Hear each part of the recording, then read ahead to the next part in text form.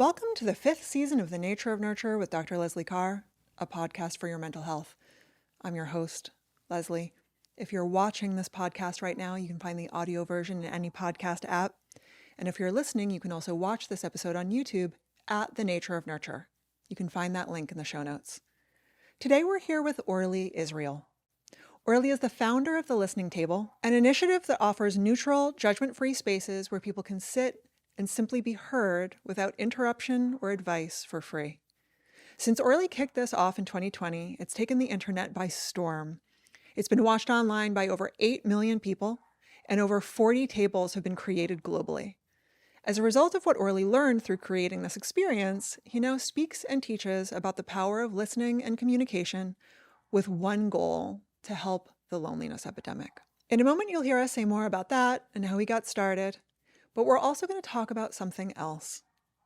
On January 7th, 2025, several fires burned in Los Angeles, and the one in the Palisades, very close to where I live, ripped through 23,000 acres of land and over 5,500 homes, one of which was Orly's. Because Orly is so active on the internet and is accustomed to filming his life and putting it online, it was only natural that he and a friend filmed themselves trying to put out the fire and ultimately running for their lives. The footage was widely used by news outlets, so if you've seen any footage from the Palisades Fire, you may have already seen it. Orly is a friend of mine. We know each other because his mother and I share very close mutual friends. With Orly's permission, we're going to include footage from the fire in this episode. As someone who cares about him very much, it's hard for me to watch, but I do think that it's valuable to include it. So please watch and listen with care. And now, Orly Israel. So, you and I are going to talk about a lot of fucked up shit today. So stoked. I'm going to say some funny things. Let's get canceled. I believe it. Let's do it. Let's do it together. Let's get title. canceled. Okay. So I want to back up a little bit and just so that people can have a little context for you and know who you are. So if I have it right, you were 27 years old when you started the Listening Table, right? Yeah. How did it get started? Let's start from the beginning. So it goes way back to when I was in prison. This is true, just not accurate. You just weren't an inmate. You were not an inmate in a prison. Volunteering in a prison. Mm-hmm. I mean, it goes further back because I had relationship issues when I was through my whole life, just wanting more out of relationships. I think there are challenges that I ran into being like, we should be having more fun and less arguments. And I went to this prison communication skills workshop. I was in Primal Kitchen restaurant, and I said to my friend's mom, I really just want to do like volunteering. I'm sick of working and playing. I want to do something good for the world. And she's like, do this freedom to choose prison communication skills workshop. I go to the training. It's 2 days over a weekend. My mom is like, I want to come too. And then we're trained on listening in these triangle patterns, the trios. Me, the facilitator, then there was the sharer, and then there was the neutral observer. Yeah. And these three roles would kind of make up this meaningful conversation. We go to prison and implement this sharer, facilitator, neutral observer about meaningful topics. And after this, one of the women came up in the prison and said, yeah, this was like people are wearing normal street clothes. I really thought there was jumpsuits and stuff, but it was kind of like, okay, was jeans, it like a minimum t-shirts. Security prison or something like that? I think it was like a level 2. Okay. And there's 4 or 5 levels. Okay. So level 2, and a woman came up to me and said, you are the first man I've ever trusted in my life. Wow. And she's, in her 40s, probably. Yeah. I thought that was crazy. Yeah. And we also had some really meaningful conversations, and people kept saying, I'm so grateful you're here. And I left the prison going, I can't believe people don't have these kind of conversations until they get to prison. Right. Because what if they... You shouldn't have to go to prison to have such a good conversation, right? That's exactly what I said. And I thought, I haven't had conversations like that with a lot of people in my life. Mm. And my mom, who knows I care about this, kept saying, take these classes in nonviolent communication, because she was doing that. Mm-hmm. I signed up for one.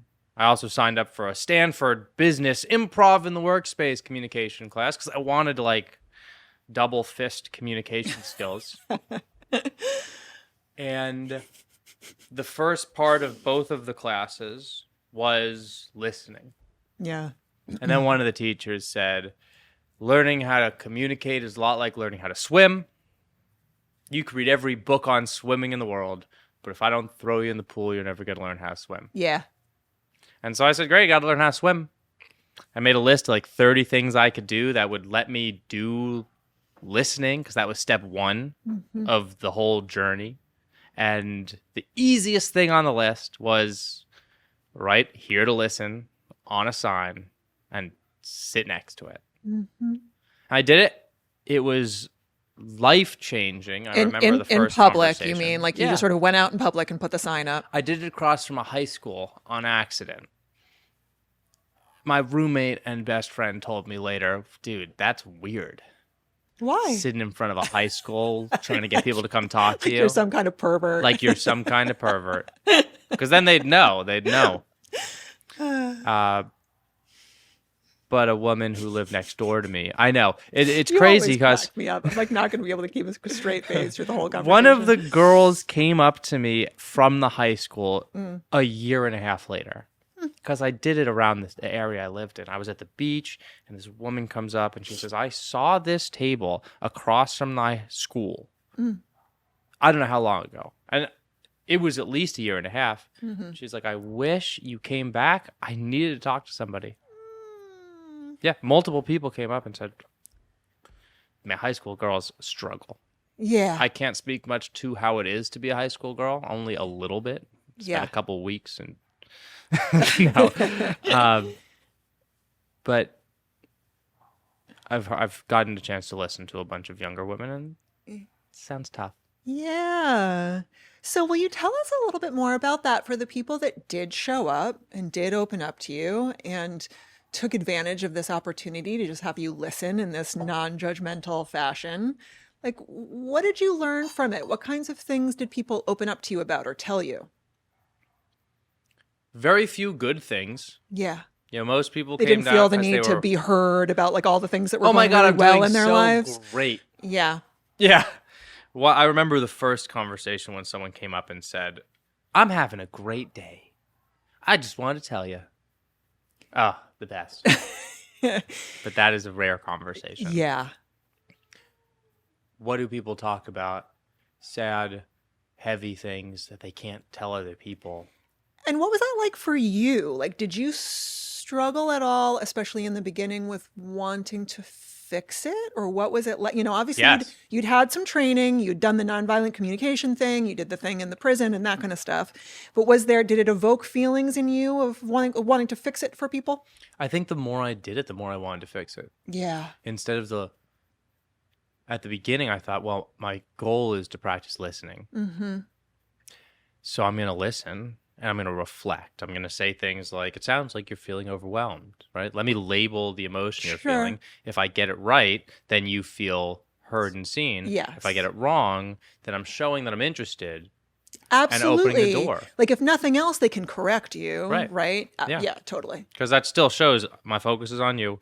I'm trying to understand. If I don't understand, at least I'm trying. And then maybe you can guide me in the right direction, or I'm right and you haven't realized it, which is the best listenings is when I say, it sounds like you're feeling this way, and people go, oh. Yeah, like they didn't even know, right? That there's this feeling that you're labeling something that they couldn't even see. You're reminding me right now of, so there's a very famous psychiatrist named D.W. Winnicott, Donald Winnicott, and one of his great quotes is, I make interpretations for two reasons. One is to prove to the patient that I can be listening, and the other is to prove that I can be wrong. So it's like, it's okay to be wrong, but I hear you in what you're saying that like when you reflect something back to somebody and you get it right, it is amazing how sometimes you can mirror something back to somebody that they don't even know, like they don't know what they're feeling until you mirror it back to them, which is a pretty incredible experience to have. Yeah. I mean, listening itself is rarely enough, I feel, in this world where we have to be constantly stimulated to do the active listening, which I think doesn't get a fair rub because it's effective and good. Yes. Is to say like, be like, Yeah. Yeah. Oh, I hear that. Oh, you're feeling this kind of way. Yeah. And sometimes there are people who also practice listening, and we all know some of the same techniques. And you go for a sec, you're using the techniques on me. Right. But it also feels great. Yeah. Isn't that funny how that works? Right. One of the things that I almost wonder if you and I should just sort of review the principles of active listening for people. But I think that one of the things that can be good about this stuff is it's almost like you learn it so that you can forget it, in my experience or opinion. It's almost like, because you don't necessarily have to use the skills actively, but you have to know what they are in order to kind of consciously not use them. Right. Know the rules so you can break them. Exactly. Know the rules so you can break them. Mm-hmm. So can you... But now I'm like a terrorist because anything I do that's annoying, I have to be like, and I'm annoying all the time, oh, you're trying to annoy me. I'm like, yes, I'm being a nuisance on purpose. I can't just be like, I don't know what I'm doing. Oh, that's so funny. Anytime you're not agreeable and pleasant. Sure.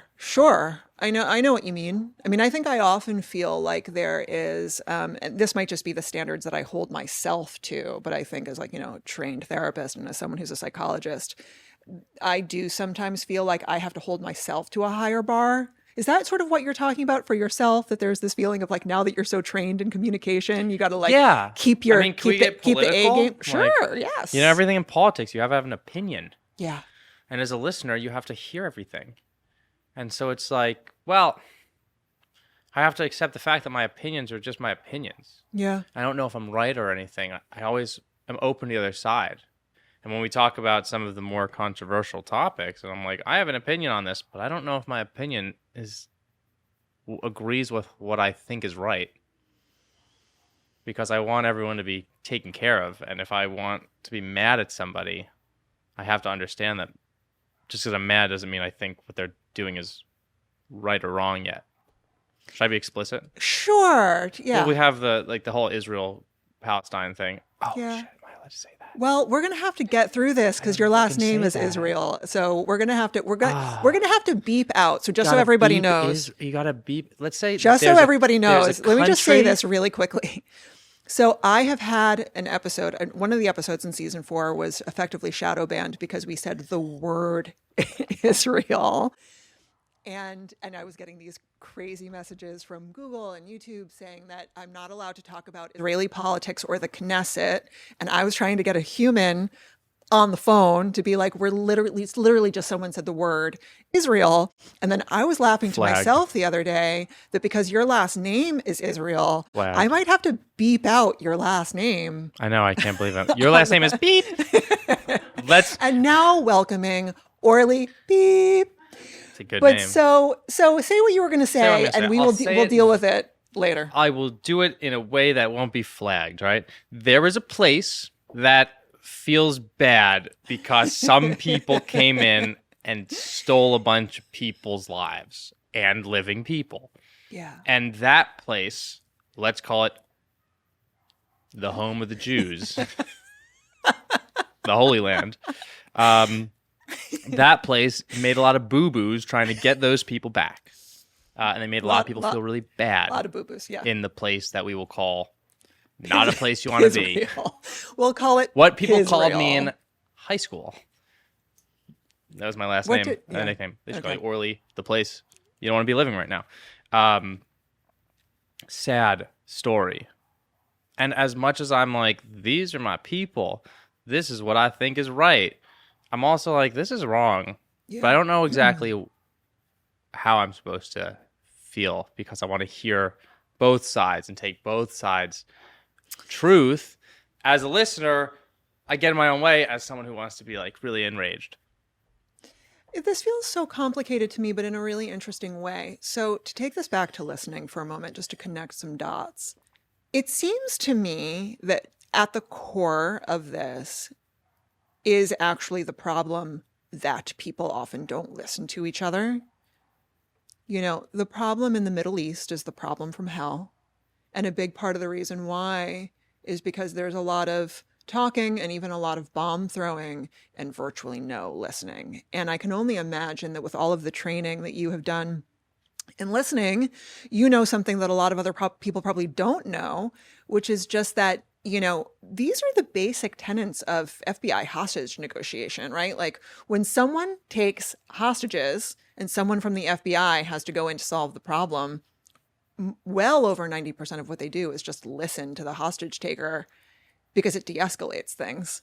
And it feels to me like part of what you're talking about is a problem that exists in the world because of a lack of listening. Yeah. It's not like that's the only problem, but it feels to me like it's a really big part of it. And maybe I used an example that's a little more extreme, but the hostages in any situation, that's probably a flagged word, are, it might just be I'm going to make this a bad time. The party's going to be a bad party. If I'm in a bad mood, I'm not going to be in a good mood until my needs are met. Right? That's, I know people that can be really upset. In politics in America, nobody's listening. Everyone's mad. Everyone's saying they're not listening to us, and they're saying they're not listening to us, and we can never meet in the middle. Or is that even the right thing to do? Does it feel to you like as a Jewish American that you have to pick a side? Because it feels to me like part of what you're expressing is that you feel kind of caught in the middle here. Well, I want to pick a side. Caught in the middle between sort of, family loyalty, tribal loyalty, and like what you think is right. I just think it's great to feel really passionate about something. And when you get enraged and go ride in the streets while you're riding for or against something, it means you're taking action to make a change. Yeah. Do you feel like that's a big part of the problem of what we're dealing with in our culture right now, that perhaps tensions are so inflamed just because it feels good for people to feel something? I think it feels great for people to be mad. Being mad is the best. Being pissed is so much better than being mind-numbed, brain rot, scroll central. And just out of curiosity, like, please say more about what feels good about it. Because I have thoughts about this too. Because it motivates your actions. Yeah, you get mad, you want to change something, you want to fix something. You get energy when you're mad. Yeah. When you're sad, you don't have energy.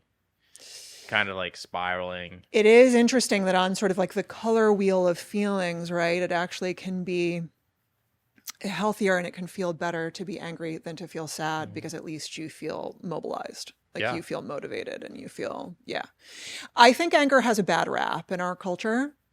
Male anger. And perhaps especially male anger, and maybe for a good reason. And we'll get into that a little bit more in a little bit. But I think that anger is a human emotion like any other. And if we allow ourselves to feel it, it actually really can be quite invigorating. I was working with a coach a couple months ago, more than a couple months ago. And he asked me, "What are you mad about?" And I said, "I'm not mad." And he's like, "You're mad." What are you mad at? Are you mad at yourself? And I was like, no. He was like, you could be mad. You can be. Because I'm trying to be even. But it was a really wonderful accepting of it. I said, okay, for a month, I'll just be mad. Just let myself be mad. I got a lot done. I got a lot done. It was a really productive month because I was furious intentionally about just the situation I was in. Or the possibilities of creating a situation I wanted to be in. And it was a great month for action. Yeah. I know that we're going to be a little bit all over the place today because there's an element of what we're here to talk about where all of these different dots connect. Like your work intersects with your personal life in interesting and meaningful ways. So I actually just want to switch gears for a moment. Yeah. And name the thing that we have not named yet. Name it. Because I would imagine that a lot of this anger and just sort of where you are in your head right now has to do with the fires. Does that feel true? Or am I guessing in the wrong direction? I don't think I'm good at being mad, so I don't think about it too much. Like, you'd think that where we are in the week is, I guess, last week we found out a guy started the fires. Yeah. And I see a lot of people really mad. Mad at the fire department, mad at the guy, mad at the mayor. And my natural reaction is, That's a bummer. But not, we should go get them. Yeah. We should go ride in the streets. And so I'd like to be more mad. But I also don't think that that's what I want to be. So am I mad about the fires? I think that I'm maybe more upset about how I've handled all of the challenges. I know I couldn't have predicted what happened, but I think that it changed the path I was on. Yeah. And I'm not thrilled about that. Yeah. How so did it change it? Well, I spent the last 7 months living in 7 different houses, 13 houses overall. I made a lot of friends. I got to see a lot of incredible community. But so much of my life was focused on rebuilding stable living. Yeah. Instead of, I declared on January 1st, I want to do a TED Talk by the end of the year. I had a whole plan of doing a bunch of speeches. And then 7 days later, I'm sleeping on my friend's couch trying to figure out where I'm going to live. Yeah. And there were just some more complications that took me in a lot of different directions, and still trying to find my grounding. Absolutely. Which we talked about at some point. Yes, I do want to talk about that a little bit more, but do I have this right based on something you just said that you blame yourself in part for this? Totally. Not for the fire, but for the way that you have coped with it, or yes. It's easy to do that when you I don't know, struggle with emotions sometimes. I think the reason I got into listening in the first place is because I had to learn how to listen to myself and do the most healthy things for me. And sometimes I don't do the best activities that would help me move forward in getting speeches. And there's been a couple challenging months for me. So I moved into a house and just adjusting to this new house and new living situation has been challenging, and I haven't wanted to create my space, make myself comfortable. So I've been living in an uncomfortable situation because I feel like I'm still temporary wherever I am.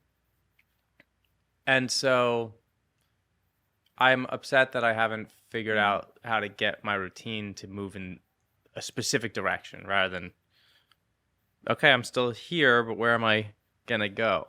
Yeah. I've been thinking about that a lot, where you're concerned lately, in the sense that it's kind of amazing to think that you experienced this massive trauma in January, which was the acute nature of the actual fire and losing your house.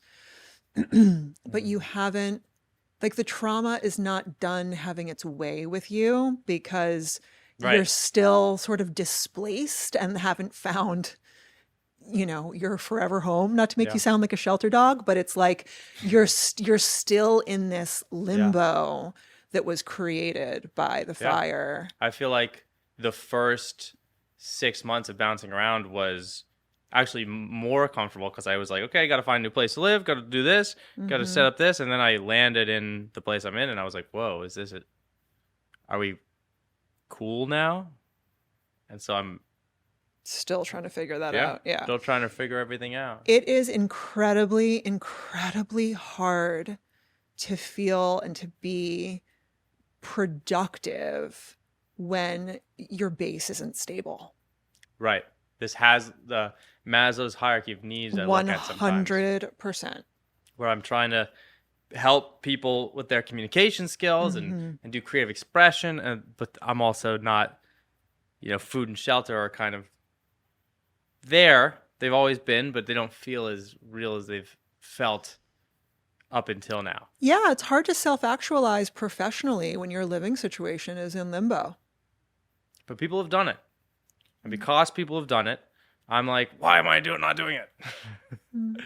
But I've got one step at a time. But enough about my own personal struggles. Let's talk about how people can benefit. Well, but I just want to say something really quickly because I can't let this go. Not... Well, it's a really tricky thing. It's so interesting. I'm your friend and I'm not your therapist, and so it's not my job to kind of help you unpack this. But my wish for you is that you will work on the self-flagellation piece, because I think the extent to which you're blaming yourself for anything right now is a lot of wasted energy. Oh, I like that. It is a waste. It is. You don't have to respond to that. We can kind of keep it moving, but I just wanted to kind of put that out there. Gotta have somewhere else to redirect the energy, and then I'll be golden. Exactly. Well, so something I would love to hear you talk more about, because I think it's a really messed up piece of all of this. So, and it's a place where things connect. So here you are doing all of this work in the world, to work towards solving the loneliness epidemic, which is a very real thing in the United States. There are some dots I want to connect for people before I even ask you a question about this, but I think a lot of people would be surprised to really fully understand just how much the loneliness epidemic, as we call it in the United States, plays a role in things like school shootings and that kind of stuff. We've got this because, something you and I have talked about before is just the collapse on nuance, right? That there's in our world, so much nuance gets lost in the discourse. And I think one incredible example of where nuance gets lost is the sort of like mental health versus guns debate when it comes to another epidemic, which is the epidemic of school shootings and that kind of thing. And, guns are a serious issue in the United States. But school shootings are not carried out by mentally healthy people. Even if you look at the data, most people are traumatized. 80% we see are like in crisis leading up to the time of their school shooting, whatever the nature of the shooting is, public event. So here you are doing this incredible work, trying to kind of like chip away at this enormous problem that we're facing as a nation. And lo and behold, we find out just a couple of days ago or a week ago that the fires were deliberate arson that was carried out by a 29-year-old young man, not much younger than you. And I wonder just if you can speak a little bit to what it does in your mind to have to grapple with having been personally victimized by the very thing that you have been working in the world to solve. Oh, that's a good way to put it. I'd never been victimized by someone doing crimes recently or ever. Mm-hmm. It's hard to sort of think about this as a crime, but it was. Oh, super crime. 12 people Major died. Crime. Yeah. This is a big time crime. This is if you are a criminal and you want to do as much damage to a area as possible, this guy pulled it off. He's the Guinness Book World Record holder for I have destroyed the most stuff. Yeah. Not exactly a badge of honor, but certainly a record. Yes. How does it feel to be victimized by a chump who's definitely misunderstood? And this is what I look at. The story, as I've heard it, is he dropped off some people because he was an Uber driver. He called his friend. Friend didn't pick up. Lights city on fire. Wow. It's right there. Yeah, it's right there. Right there. Mm-mm. One person could have said, dude, just come over. Or like, what's up? Yeah. Oh, I'm chilling. How about you? I just thinking about burning the city down. You want to talk about it? I mean, it's right there. It's so painfully obvious there was a missed call. Yeah. And that could have been the difference. Yeah. And I know there's a lot of stories like that. Yeah. Missed call. Could have been the difference. It kind of makes me wonder what your insights are about this as a man and as a man your age, because it feels like, there's just this enormous problem that I think really no one knows how to solve, which is the problem of like young male loneliness and anger. And like, what if anything have you learned from the work that you've done? Like, why do you suppose men are struggling even to create friendships with each other? Men sometimes get afraid to be cringy. Because cringy guys are lame guys. Unless you are a cringy guy and your friends are lame guys, then you're actually not cringy or lame. You're just creative and fun. But it depends, like, on the scope of who's looking at you. Yeah, it's kind of on a razor's edge, right? Yeah. And so I think that most people, totally generalizing, I don't have a lot of research to prove this, but anyone with a hobby and people that do his hobby with seems pretty good. Yeah. Now, I love the 27 guys I play Ultimate Frisbee with. I love them to death. I've been playing Ultimate Frisbee with the same group of 27 people, give or take a couple, for 15 years every Sunday. I only stopped because of the fires. I would call all these guys my friends. During the fires, everyone's like, what can I do to help? But I've been to one of their houses. Yeah. Maybe two. There is this thing that I've heard recently that says, just because you're about and hanging out with a bunch of people doesn't necessarily mean you're friends with them or community with them. And I think that sometimes because guys are machismo to some degree, there's not that level of, hey, just so you know, call me if you need anything. Yeah. I see you a lot. We're friends. But that extra level of, hey, if you need any help, you're safe, come over. I got one of those texts from one of the Frisbee guys. Hey, I got a bunch of clothes. I'm going to keep it. Hang on to you. And so it's... I was just about to ask about that, sort of what it was like for you. You know, it's not that I have no insight into this because I know you, but I would love to hear you speak to this a little bit. About what it was like for you to go from doing the work that you were doing with the listening table to suddenly being the person who in needed need. it. Yeah. It was awesome. It was really rad. And nothing against my Frisbee guys. I mean, I love them all. I really want just to illustrate the point that you can see people a lot. Yes. And not be hangout buddies. Yes. I think a lot of guys go out and do things, but don't be, okay, yes, they can hang out buddies. and sort of do an activity and not actually really be talking about how anybody is feeling or doing at all. And I don't think there's anything wrong with that. There's the data that says, the average American has 4 or less close friends. And I don't think there's anything inherently wrong with that number. Well, I also don't think there's anything inherently wrong with guys getting together and participating in an activity and not having deep, meaningful conversations, because at least if they're doing that and they have friends, they're not shooting up schools or committing deliberate acts of arson. I think at least, I know lots of guys that are like this, guys that kind of get together and watch the game, but like don't really talk about anything meaningful. And at least they're doing something productive with their time. Yeah. But so will you say a little bit more about what it was like for you to suddenly be the best? It was so awesome to feel the amount of love that I got. I mean, my phone didn't stop ringing and buzzing for like a week. Yeah.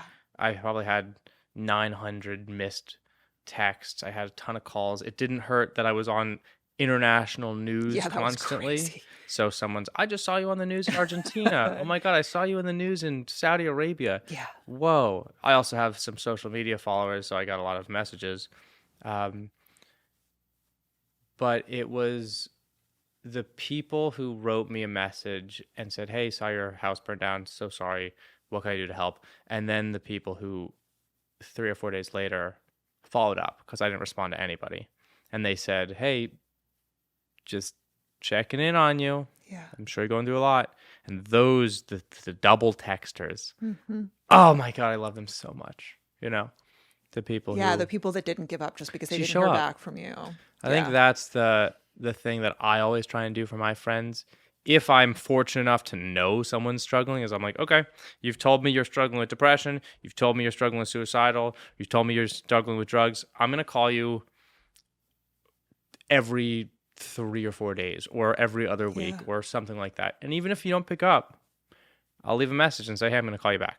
I think that there is this feeling of people want to be part of a community. You join a community, you leave a community. Friendships, you want to feel like they go wherever you are. And I think those types of friendships are rare. Mm-hmm. If you're in school, you feel lonely, you leave the school, you don't talk to anyone anymore. Fine. If you're in a club or a community, you leave the community or club, you don't talk to anyone anymore. And so the ability to move somewhere and lose all these connections is really scary. Mm-hmm. And there is something really meaningful about having consistency. Mm-hmm. It's interesting. You were using the word cringy before, and it's sort of interesting to just sub that out for the word vulnerable. And I'm thinking about how I think partially as a result of all the work that you've done, you felt more comfortable being vulnerable with your friends. I imagine, right? Do you think that's true? Unclear. Okay. I'm a big complainer. You've heard me talk in private. I love to complain. I also despise complaining because I think it's so easy to say positive things about the situation.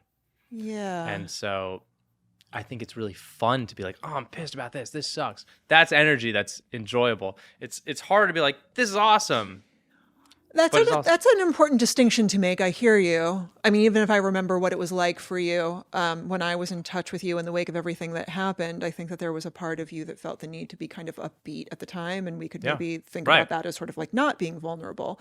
But I guess I'm thinking about the part of you that did take people up on, the way in which they reached out to you. And it's sort of interesting to think that there was a period of time there where you needed so much because you didn't just need an ear. You didn't even have any clothing. Right. So it's like, it's just sort of interesting to kind of, I think I'll go out on a limb and you can tell me if I'm on to anything here, but it's almost like even if you had a hard time accessing feelings of vulnerability inside yourself, you just were in a vulnerable state. Yeah, I was. And I thought it was nice that I didn't have to go and tell anybody and they just knew because I was on the news and I was like, hey, I'm on the news. You didn't have to open up about it. You didn't have to, you lost your stuff. But I even posted online. I got like a couple million views of how to talk to people that lost their homes because people didn't want to hear the same. And I still hear it every day. Oh, you lost your house. So sorry. That's terrible. I'm like, yeah, but it's okay. It's fine. And I don't have any problem with people saying I'm sorry. It's a natural reaction. I would say it too. Maybe I'd be like, but when I see people and they go, you lost your house too, I go, that's sick. That's awesome. Me too. It's a surprise, but people aren't, the people who are out and about, they're not like mourning constantly. You don't want to run into someone, say something about yourself, and then have them get sad. Well, so let me ask you a question. So there's a specific question I want to ask you, and I'm going to tell you afterwards why I'm asking it. Okay. But I think it's a good question to ask someone who's been through what you've been through. What is the worst thing about losing your home in a fire? The worst thing about losing my home in a fire is a bunch of people reached out wanting to help me. And I said, that'd be great. And then I didn't tell them how they could help me. And I feel like I took on responsibility to like coordinate things. And I was like, I don't have the capability of actually doing this right now. And then I felt guilty that I tried to do something and didn't. The worst part of losing my house in the fire, the stuff, I never cared about the stuff. Yeah. I mean, I was so relieved constantly to be like, oh, I actually didn't need any of that. Some stuff is inconvenient to lose.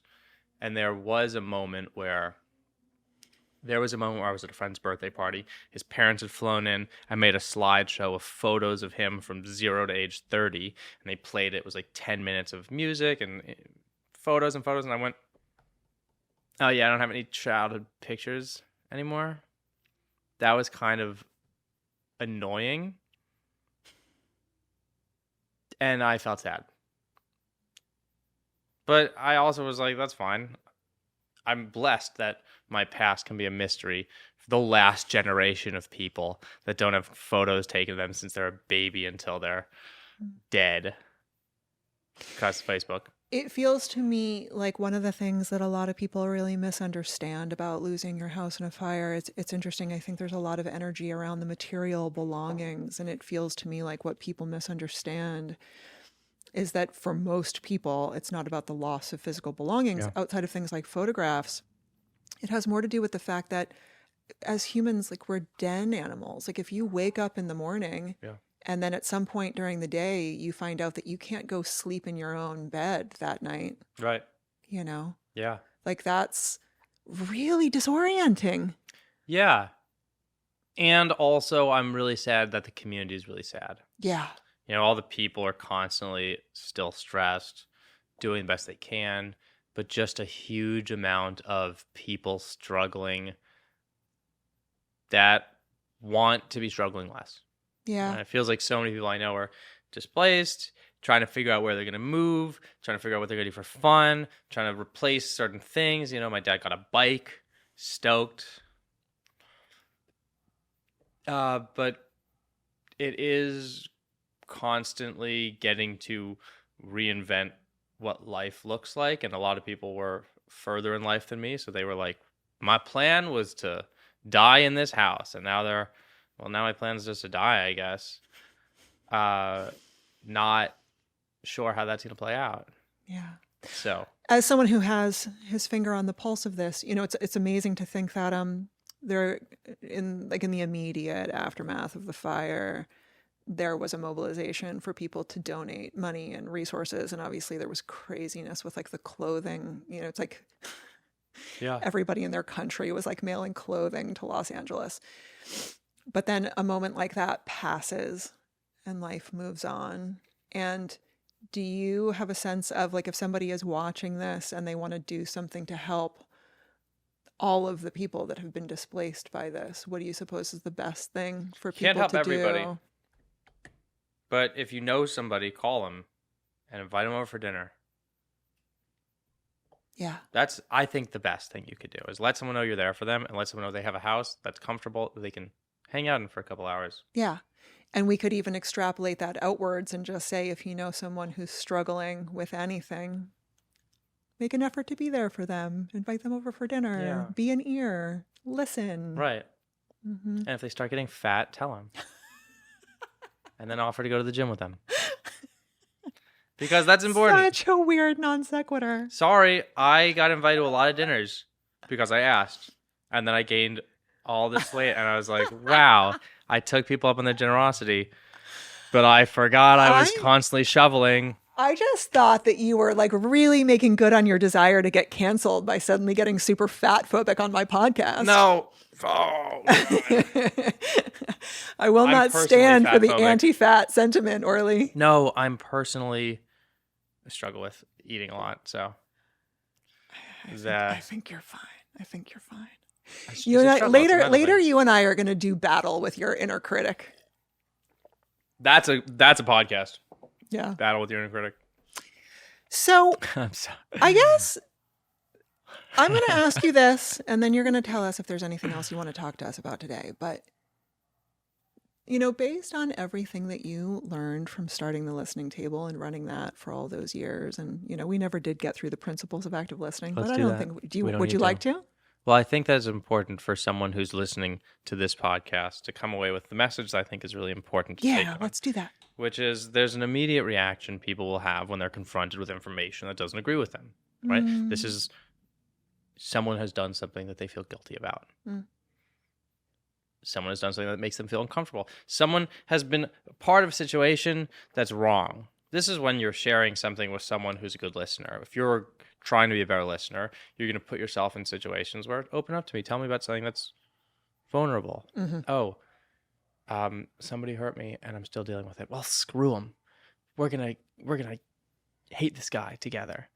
And the active, conscious listener, the regenerative listener, is going to be able to say, we're not going to jump to the first thing I think is going to fix the problem.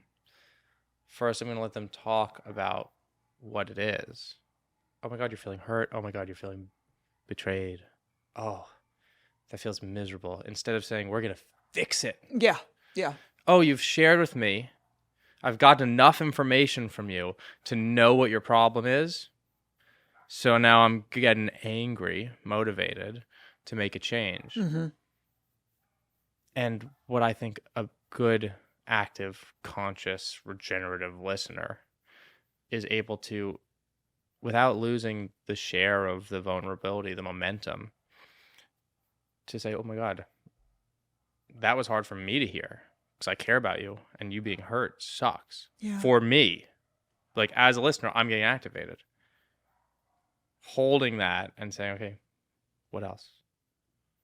What else is there? Mm-hmm. Because you may realize it's not, let's just do something and forget about it, or let's fix this one thing. It is interesting how the impulse to try to fix things can really ruin the whole experience of listening and feeling heard. Yeah. In the sense that, so one of the things that I often think about in my own line of work is that you got to understand a problem really well before you can even begin to try to fix it. And I think a lot of people don't ask high quality follow-up questions because they get immediately into fixer mode. And it's amazing how, as the person who's sharing, it feels so alienating, and you get the exact opposite, of the good feelings that you get out of feeling heard. Because not only is someone sort of trying to solve the problem, but they don't have enough information. It's funny how it can be sort of insulting, right? Because it's like, what, as if the person can't figure out how to solve their problems themselves? Like it is sort of antithetical to actually feeling connected to somebody. Yeah. When they try to immediately fix it. Right. Without asking like 8 million follow-up questions. Right. And sometimes people know what you need to do and they're just going to tell you to do it. Mm-hmm. And you know what you need to do too, and you don't need to hear them tell you what to do. You just want someone to acknowledge mm-hmm. that, hey, how can I help you get this done? Mm-hmm. How can I help you with this? I called a friend earlier today. He called me, and I told him I wasn't having the best couple weeks. He hadn't heard from me, and he's like, dude, you want to come over for dinner tonight? And I said, yes, but I'm not going to because I have plans. But I'd love to come over another day. Great, let's do it. I'll call you. Mm-hmm. Like that's what I need. He didn't say like, what are you doing, man? You got to do something different. He said, I've been in exactly your situation. Come on by. Oh, good friend. Very good friend. So I guess my last question for you is, if you were to give everybody one takeaway, either from the conversation that we're having or all of the work that you've done training in listening and communication, what's the one thing you would want people to take away? Learn the rules and then break them. Right? Learn active, conscious, regenerative, whatever kind of listening you want. Study it for a little bit, a couple weeks. Mm-hmm. Do some of the things that are weird and uncomfortable, sitting with formulaic questions and going through the things and seeing how they go. And then if you find yourself surprised, you'll be like, wow, I can incorporate that into my life. And if you think that was weird and lame, you try it. Mm-hmm. These conversations that go deep, they don't have to take hours. They can take 9 minutes. That's how long we had in the prisons to build trust. Mm-hmm. If you need help finding any modules, then go to orlyisrael.com and put your email list in the box, and I'll send you some. Exactly. I love that. And I lied. I'm going to ask you one more question. Mm-hmm. It feels to me like part of what we're talking about has to do with like managing the uncomfortable feelings that come up inside yourself. If somebody tells you something that makes you feel uncomfortable, and what do you have to say to that? If someone opens up, if someone's listened to this and they're like, I'm going to be a better listener, and then they go out and they try, and someone says something that makes them feel uncomfortable. There was a woman who came up to me at the listening table with her partner. Mm-hmm. And she said, this guy's a bad listener. He could use this table. And he said, what are you talking about? I'm a doctor. I'm a great listener. I listen and then I fix it. And she goes, yeah. And I'm like, I want to tell him. Fixing doesn't mean listening. But I was activated in this moment and I let it go because I thought, I'm not here to lecture a guy. I'm here to just listen. Right. Not here to manage that woman's future divorce. Right. Right. Sure. Knowing why you're in a conversation is meaningful. If you're here to support, you're here to support. If you're here to change, if you're here to argue with somebody, right, change my mind style, then, there's so many situations where people ruin conversations because they don't know what role they want to have in it. Say a little bit more about that. That's fascinating. If you want to be a listener for somebody, you have to consciously choose to be there to support them. And I like to say this, which I think people only get 2/3 of, where if someone's sharing something with you, you can say, do you want to talk more about it? Do you want to not talk about it? Or do you want to maybe talk about it, but decide later and ask you again? Mm-hmm. And giving the third option, right? Because it's easy to say, like, let's talk about it or not. But giving the third option, say, still on the table. Like, you're in control because I'm here to support. I think a lot of people miss that. Ah, okay. All right. Thank you. Are there any questions that I haven't asked you that you're dying to answer? What are we maybe not hitting on? I have a lot of fascinating stories from the table that I'll tell one day. But not today. I think that there's a lot of ways, right, not today. But you can be surprised if you just sit there and like look at somebody and do the active listening thing, and eventually people will. There's so many stories I have someone not wanting to share but sitting down so they wanted to share, and then you just wait. Ah, so meaning they would sit down and then they would not. Right, they sit down and they kind of talk about whatever, and then you just give them the stare, the nod. You go with what they're saying, but you say, "Look, what are you here to talk about?" Yeah. And they go, "Oh, I told my friend something, I'm really regretting it," or "I made a mistake," or "I'm really struggling with something." But sometimes the people show up in the place and you don't recognize the signal that they want to share, that they want to talk about something deeper. The beauty of the listening table is people only sit down if they want to talk about something. Yeah. In real life, it's way harder to notice. Well, what's really interesting is that it is pretty common, actually, that people will go to therapy and not talk. At all? Yeah, sometimes. And there's a very complex tension going on there because they're showing up because they want help, but something creates a barrier around being able to access it. And this might sound crazy, but I think you'll appreciate hearing this just for any future listening tables you ever do, should this ever come up. It took me a long time to learn this. There's like a brief story that I want to tell, but it is okay to just sit in silence with someone. Like, I think a lot of people really underestimate that, like the sort of power of being a presence sitting in silence. And I remember very, very early on in my training career, I was still in grad school, but I was at an internship, a practicum placement site, and I was working with high school students. And there was a girl that would show up every week for a full 50-minute long therapy session. And she would sit there in total silence. And, I was like in my late 20s at the time. I had no idea how to handle it. And it was a supervisor that had to help me just to sort of know that, like, it's okay to just sit there and be there with her. And for whatever this is worth, I think it's possible that she might have been going through something that she didn't feel comfortable telling me. Like, it's one of those things where she knew the terms and limits of confidentiality. And if she were to tell me, for example, that somebody was abusing her, I would have to alert the authorities. So she didn't want to tell me the thing that would trigger that. And I sat there in silence with her. It's so interesting. We didn't choked up remembering it, but for like the entire school year. No way. Yeah. It's wild, right? It is wild. So. And she showed up on purpose. Like, it wasn't like she was assigned to do it. She just came. It was completely voluntary for her to show up. I think that she just, for whatever reason, couldn't make use of the space.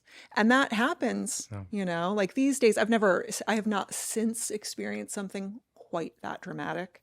But I have, as a therapist, had the experience of having people show up that don't seem like they have a lot to talk about. And it's not because they don't have a lot to talk about. It's because they don't really know how to make use of the space. Therapy's got a tough job. It is. People want things to be fixed. And it's probably not the therapist's ability to fix them. It's the person's. No. But I do think that if you're ever going to work to solve a problem, because I will say this, that, when you're in kind of, when you're in therapy, It's not like there's never any problem solving going on. It's just that in my experience, like, I have to understand a problem really well before I'm going to offer a potential solution or wonder with the person why they're not already doing the thing that, like, maybe they even already know they should be doing. Like, you know, you can kind of get into that territory. But I think that you have a tremendous amount of wisdom to bring to the world, because so many people are dealing with really kind of impoverished relationships. It's interesting to think that we haven't even talked about the role that technology plays in all of this, because, you know, I know you have it right on your website. Our phones are listening to us better than we are. But I think that a lot of people are feeling really lonely because they're isolated. They're scrolling on their phones. They're not talking to people. They're not having real conversations. And so I just, like, you know, thank you for the work that you do and the message that you're bringing to the world. And thank you for having this conversation with me today. It's a pleasure's mine. You've been watching or listening to The Nature of Nurture with me, Dr. Leslie Carr, and I want to thank you for joining us. You can find Orly at orlyisrael.com. That link is in the show notes. And you can find me at thenatureofnurture.com. Many thanks to Orly for having this conversation with me. This episode was produced by me and Bree Corey. Thanks to Bree, Rick Barrio Dill, and everyone at Slap Studios LA for bringing this project to life. If you found this conversation valuable, please let me know by leaving a review or rating, or by sharing this episode with at least one person who you think might enjoy it too. You can also like or subscribe on YouTube or in any podcast app that you can get your hands on. Thank you again for tuning in. I'll see you next time.